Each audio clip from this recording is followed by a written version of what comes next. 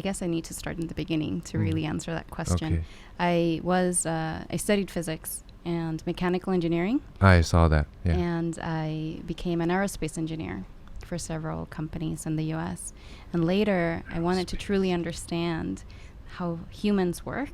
At the age of 36, I decided that I wanted to put to test if someone can do something that they've never done in the past and see how far they can take it, like completely something new. And I thought, if you do something, you need to be committed. You talk about it in your book, to be obsessed with something. Yes. So I thought, what can I become obsessed with that I can actually test this with? Because otherwise you lose commitment, right? And I decided to start dancing. And I thought, all right, I want to see how far I can take it. And in 3 years, I became a world champion dancer. I saw that. And at that point, I realized that humans can do absolutely anything as long as they have mind and heart coherence, which I did not know about until 2017. This is the moment of awakening. I read a book called Breaking the Habit of Being Yourself. And that book talked about how we become disconnected between how we think and how we feel. Which you talk a little bit about it in chapter 1 of your book, like your thoughts become your destiny, like that quote, your thoughts becomes your actions, your actions becomes your habits. Habits become your destiny. So yes, it's not just what you think, it's also how you feel. And at that moment I realized that here in my mind, I was so committed to becoming a world champion. I was highly disciplined. Every single day I was going after work and dedicating time here. But here I didn't feel like a dancer because I started dancing at age 36. And I was about to compete 6 months after that. And I decided to start meditating, which is what the book talks about. It says, well, start meditating so that you feel how you're thinking. And it's like embodying that knowledge, right? Embodying that truth. I forgot what it was, but there was a moment that you were reading, and you said, I didn't know this could be applied to the body. Right, quantum mechanics. Yeah, quantum mechanics. So then you read it, and then you started shaking. Yes. And then that was your first experience of connection, right? Yes. So can you explain that, like quantum mechanics, and then what did you experience? So I studied physics, and from a quantum mechanics perspective, we know in the physics realm that everything is energy. We know that. Yeah. That's what we study. We study energy and how energy comes together, creates all the gravitational forces, right? Newton has the laws of gravitation, which then Einstein augmented to have general relativity and special theory of relativity, which then Bohr augmented with, like, now you have quantum mechanics, right? So we don't have a theory that explains both the very, very large. Like Einstein's theory of relativity, special and general theory of relativity, explains the very, very large, like the galaxies, how galaxies are formed, how the gravity of a star can bend light itself, how space and time are actually one same thing. Anyway, so Einstein has all of these beautiful theories explaining the very large. And then quantum mechanics has or explains the very, very, very small. And the very large and the very small do not mesh. You do not have a mathematical theory that combines these two things. So now you start going into string theory to start connecting those two things, right? The bottom line is that as a physicist, I had to understand quantum mechanics. I had to understand the very big. I had to understand string theory. So I understand the concept of energy very well. Wow. Okay. So now I never applied it to a human. I never thought, because as a physicist, remember when you talked about in engineering, they don't teach you how to create intuitive design. Like you mentioned, you worry about not killing people. Remember we talked about that?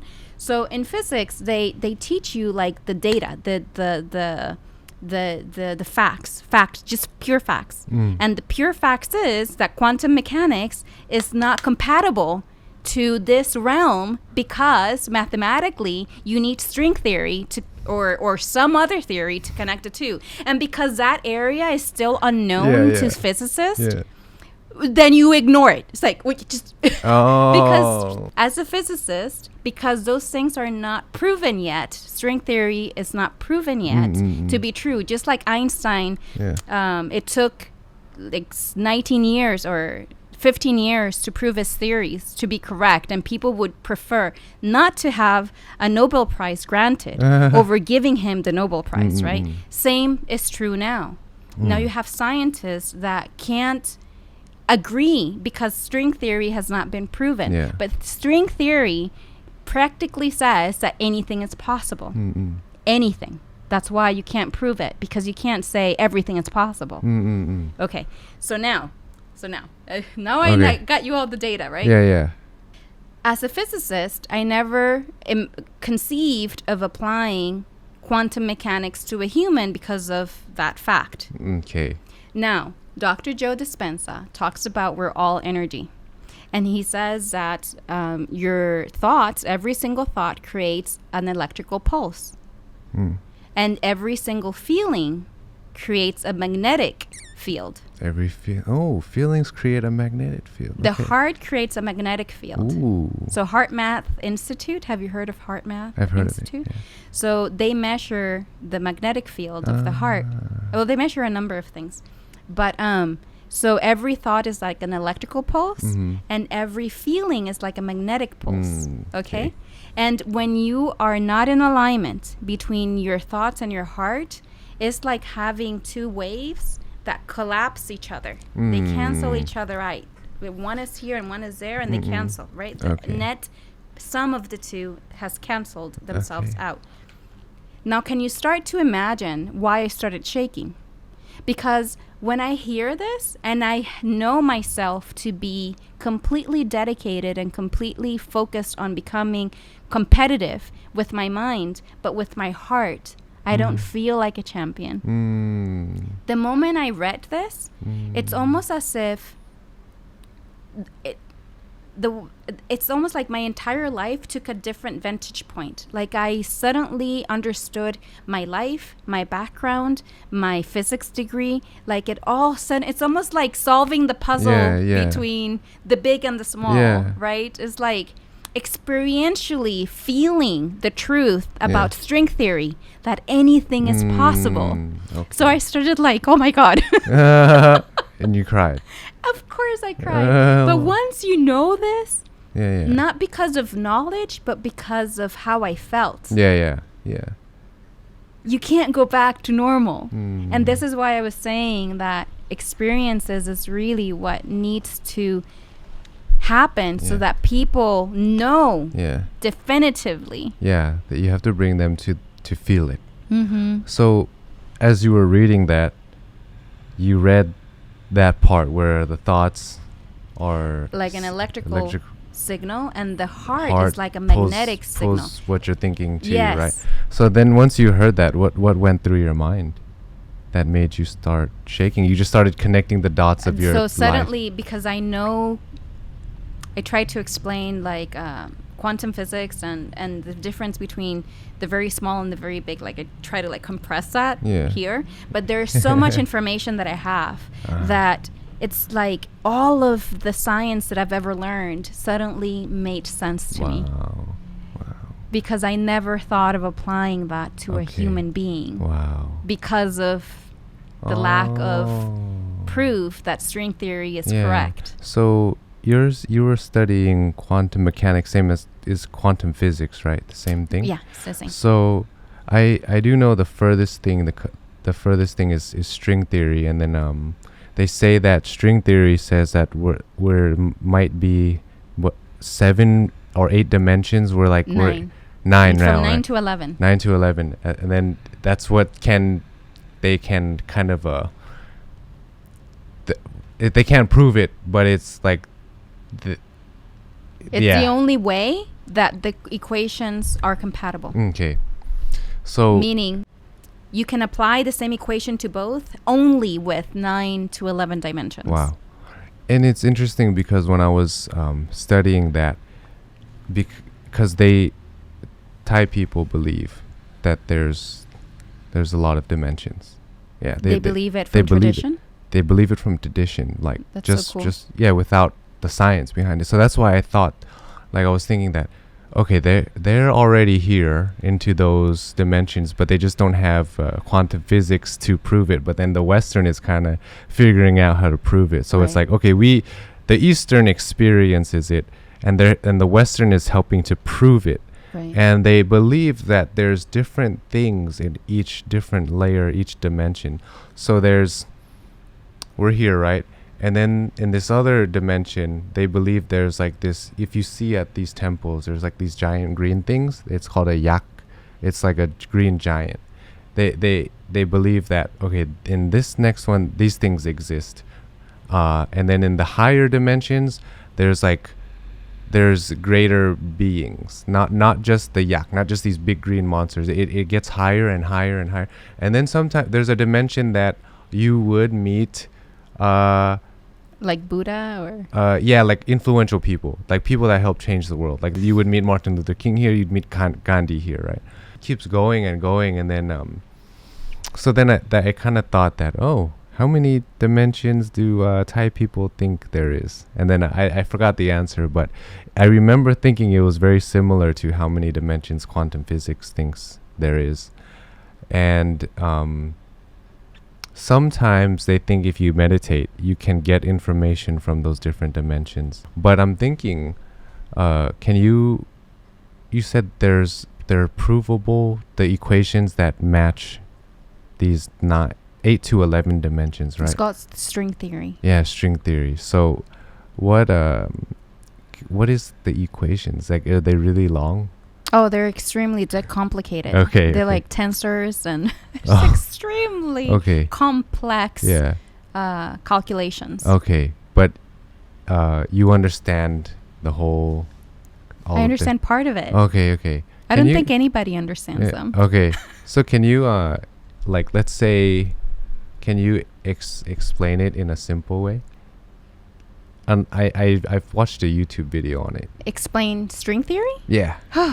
Okay, let's see. So string theory is the concept that goes in a nutshell. You have to look at physics, at reality, from a perspective of energy. Mm-hmm. So you know how in chemistry you're taught that an atom is a particle. And within the atom you have electrons and protons and neutrons, and they're all considered particles. All of chemistry, because from like how do you say it? Approximation perspective, it works really well. From an approximation perspective, the same way that Newtonian physics, from an approximation perspective, Newtonian equations, so gravitational equations, like force equals mass time acceleration, that's one equation. F equals ma. Or even Einstein's E equals mc square, right? So these are equations that, from an approximation perspective, they're perfect. However, when you have quantum mechanics, the quantum mechanics equations are extremely complicated. In order to have an equation that is compatible, that makes these two worlds coincide, you can't think of the universe as being particles. You cannot approximate anymore. Like, it breaks down. Atoms are no longer dots. You can now start to understand nature precisely if you consider it being an energy bubble, or an energy field, or literally a string. That's why it's called string theory. Cool. Because it's like, imagine a little vibrate, like a violin, imagine everything being a vibrating string. Everything. That's cool. And the only way that you can have equations that merge quantum mechanics with the general relativity is if you consider the universe as being like the basic constituents of the entire universe. So the smallest thing is a string. It's a vibrating string. It's like, now, when you look at reality from an energetic perspective, now string theory can merge quantum mechanics with general relativity. Okay. So that's in a nutshell, but it's very complex. That was really fun. That was so fun for my brain. Wow. I thought of a cool quote. I don't know if he really said this, because there's so many fake quotes online now, but it said Nikolai Tesla said to understand the world, the universe, think in frequency, vibration, and something else. But along the lines frequency, vibration, and energy. Oh, yeah. They said that. It's him, but I don't know. I had to check it because they have a lot of pictures like that with the quotes, and then when you actually search, then they'll actually say like, oh no, this person wasn't. Yeah. I just discovered. So have you heard of you are what you repeatedly do? So excellence is not an act, but a habit. Yeah.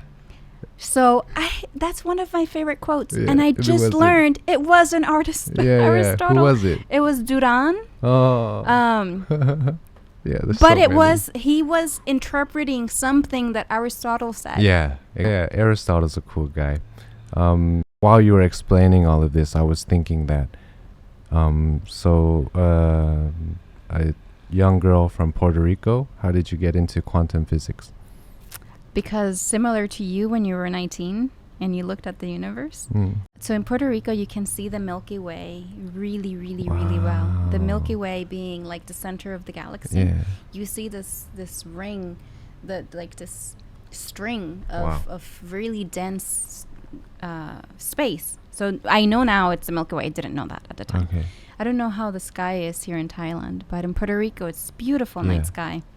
And when I looked up and I saw that, I remember thinking, that's where I belong.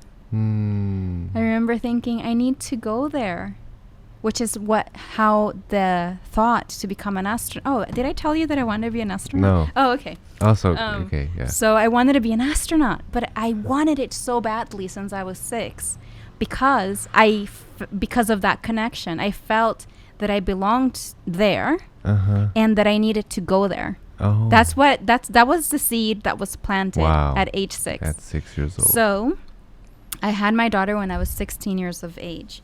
And one of the things that happens at that time is that I remember thinking, oh my gosh, I want her to have a better life. So I had 2 things that drove me. Having a daughter at such a young age and that memory from how I felt when I was 6 of becoming an astronaut. So I thought, well, she will have a better life if I'm an astronaut. That's the only thing I knew. Don't ask me how.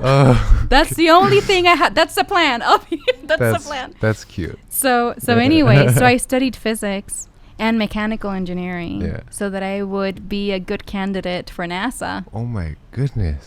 And so literally the year that I graduated from college is when Columbia happened. Columbia exploded in January or February of 2003. And I graduated in May.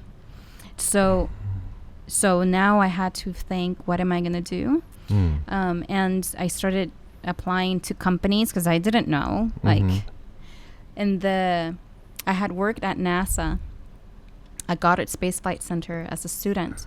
And I knew that the only job I would accept at NASA was being an astronaut, like nothing else. I actually, NASA asked me to be, NASA gave me a job offer in 2001 to train astronauts. Wow. They said, you can come in and you can train astronauts. I literally have a job offer to do that. Wow. And I asked them, how many trainers become astronauts? That's a good question. And they said, 1 person has done it. And it was the director of the program, of the training program. The director became an astronaut himself. Wow. And I was like, no. Not gonna happen. So I went back to school because my goal was to be an astronaut. Wow. I actually was in the process of evaluating my application to NASA when the Columbia shuttle exploded in 2003, same year that I was finalizing in my Master's of Science degree. And I remember thinking, oh my gosh, if I'm not going to leave this planet, what am I going to do in it? because that was the only plan since I was that young. So I was maybe 23 when I was finalizing my master's degree. Dang. But I always say that a child with a dream is a child with a future, because a dream of becoming an astronaut is what led me to study physics. But now I know that that was more of preparation for what's coming now, because like I said, when I became aware, all of that made sense. And now it's a time when I realized that the stars are not a destination, that we need to get to the stars. The stars are within us. So it's more like our own journey back home.